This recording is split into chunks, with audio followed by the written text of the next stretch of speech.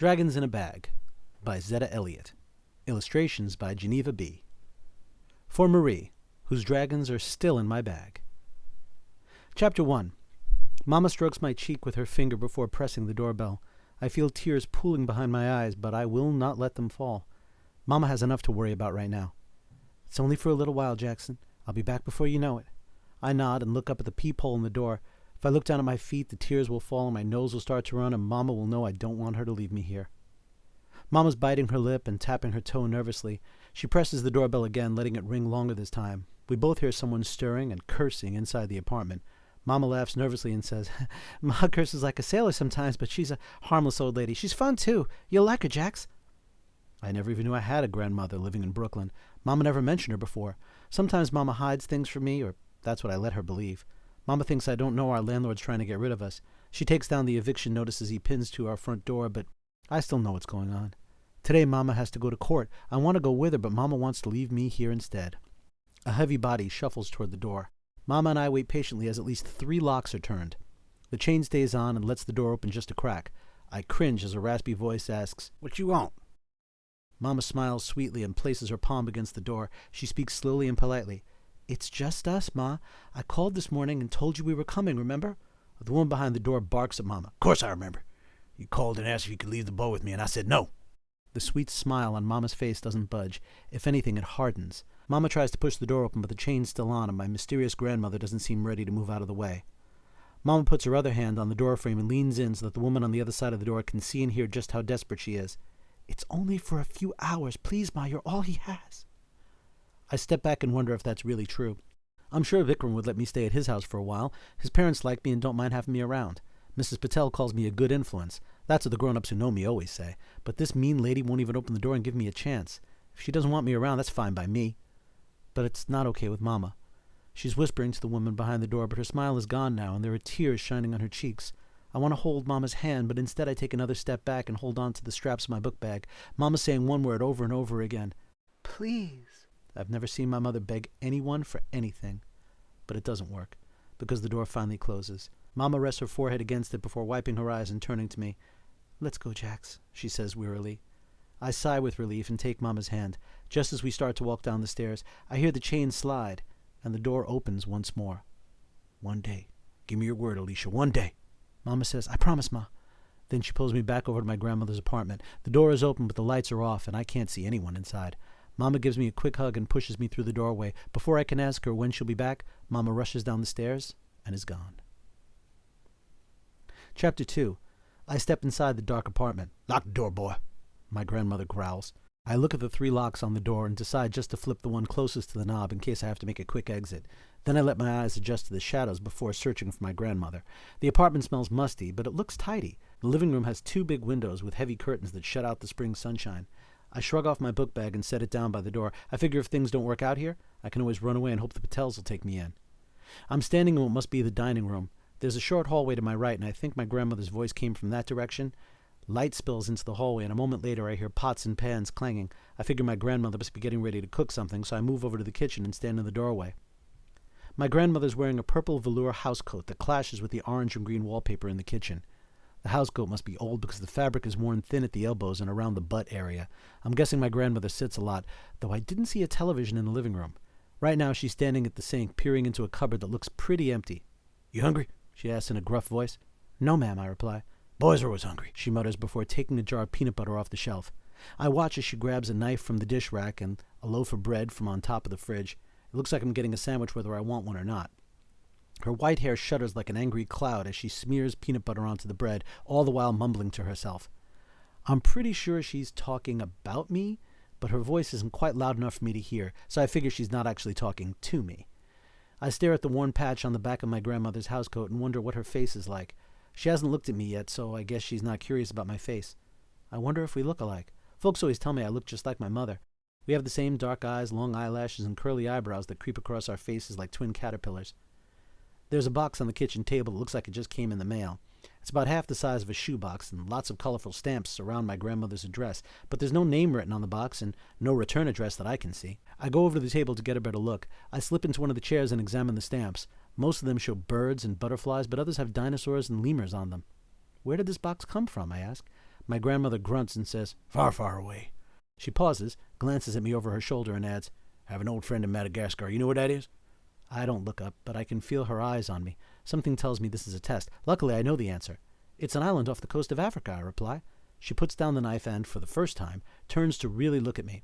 I'm not sure what she sees, but when I look in my grandmother's face, I see an ordinary old woman who doesn't look anything like me or my mother. In fact, her eyes are a murky blue-black color, and she doesn't have any eyebrows at all. She squishes up her face and says, "Boy, what you know about Africa?" I wonder what she wants me to say. Geography is one of my specialties. I sift through all the facts in my head and say, Africa's a continent. There are more countries in Africa than there are states in the Union. Madagascar is in southern Africa off the coast of Mozambique. She folds her arms across her chest and her elbows nearly poke through her velour housecoat.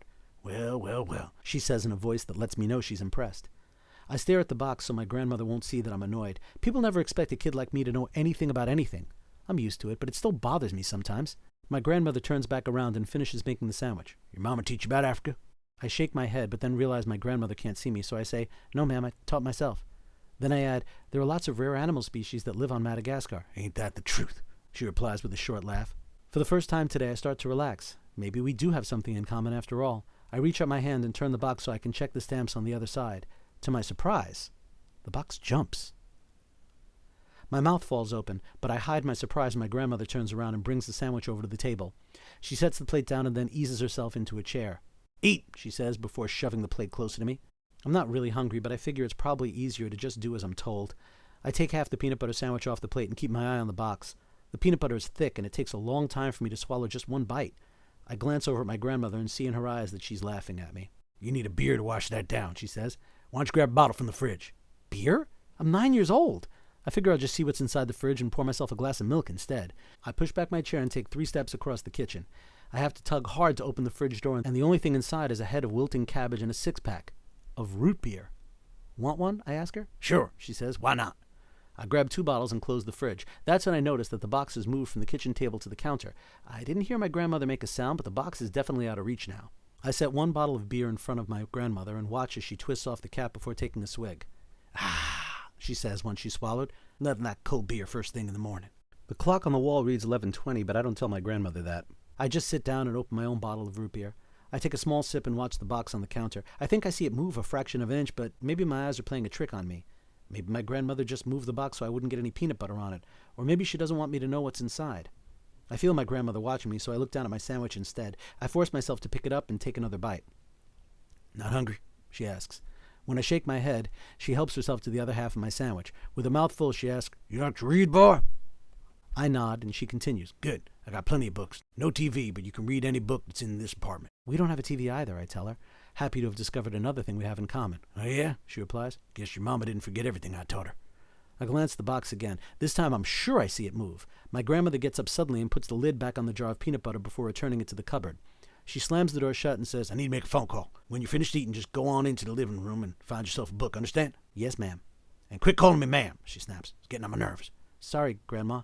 I don't know if it's the peanut butter or the strangeness of that word that almost makes me choke. I take a quick sip of root beer and look up to see my grandmother's shocked face staring at me. "Boy, ain't you, Granny." Now it's my turn to look shocked. You're not?" I stammer. "Did Mama run off and leave me with a total stranger?" "Well, what should I call you then?" I ask. She grunts and pushes her chair in. "What everyone else calls me, Ma." Then the woman, who is not my grandmother, shuffles out of the kitchen, leaving me alone with the mysterious box. Chapter 3. I sit by myself in the kitchen with my eyes glued to the box and my mouth glued shut by peanut butter. I try not to blink, but nothing happens for so long that I cave. Did I imagine the whole thing? Maybe there's nothing special inside that box after all.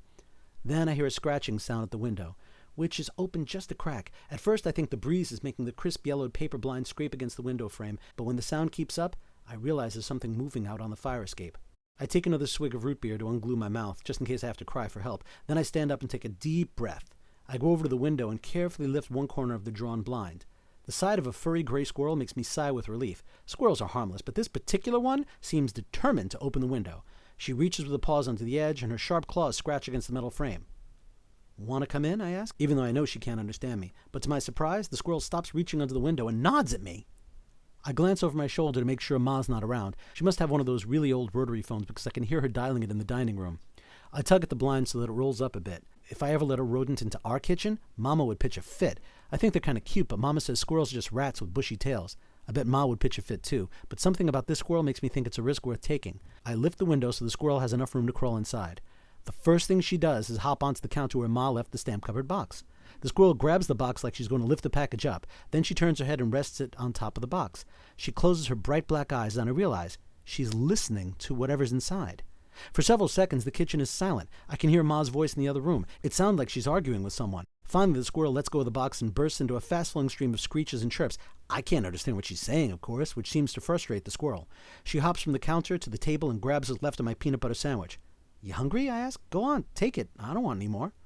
I expect the squirrel to start nibbling at the half-eaten sandwich, but instead she hops back onto the counter and sets the sandwich on top of the box. We both wait to see what will happen. A low rumbling sound comes from within, and then the box suddenly jumps and the sandwich goes flying onto the kitchen floor. I bend down to pick it up, and that's when I feel the squirrel's 4 feet on my back. When I stand up, I see that she has hopped from the counter to the top of the fridge. The determined squirrel is pushing aside Ma's bread box to reach the cupboard it's blocking. What's up there? I ask. The squirrel answers in her own language and keeps tugging at the knob on the cupboard door. It seems to be stuck, or locked, and as the squirrel tries harder to open the cupboard, her feet push the metal bread box closer and closer to the edge of the fridge. I reach up my hand to stop it from crashing to the floor before anxiously glancing over my shoulder. You better quiet down or Ma will hear you, I warn the squirrel. She stops chattering and puts her front paws on her hips as she studies the closed door. Maybe the cupboard really is locked. I put my hands on my hips too and think for a moment. What could be so important that Ma would keep it locked away in her kitchen cupboard? And what's the connection between whatever's hidden in the cupboard and whatever's inside the box from Madagascar? The squirrel tries to fit her claws onto the edge of the door, but the cupboard still won't open. She screeches and jumps up and down in exasperation. Hold on, I'll help you, I say. I lift up a chair to make as little noise as possible as I move it from the table over to the fridge. I put one foot on the seat of the chair, and my second foot leaves the floor just as Ma comes back into the kitchen. What on earth? Ma's eyes dart from me to the squirrel and over to the box. I hop down from the chair and brace myself for a whole lot of hollering, but instead Ma quietly asks, Where are the marshmallows? Marshmallows? I ask. Is that what Ma keeps locked away in her cupboard? You didn't give them any, did you, boy? She asks with a panicked look on her face. No, ma'am. She glares at me, so I quickly say, No, Ma. Then I wonder just what she meant when she said, them. Whatever's inside the box, there's more than one. The squirrel pounds her tiny fist on the cupboard door and screeches at Ma. Who asked you? Ma cries. You nosy little troublemaker, get out of my kitchen.